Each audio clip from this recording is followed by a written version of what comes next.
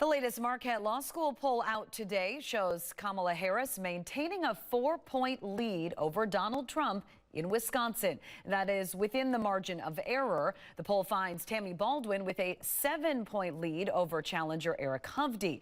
The survey shows that Baldwin's biggest advantage is that more voters see her as being committed to serving the interests of Wisconsin.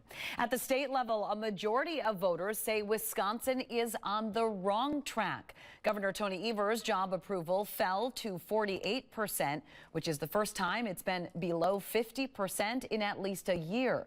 The legislature's job approval remained at 33%, while the state Supreme Court's job approval fell to 44%.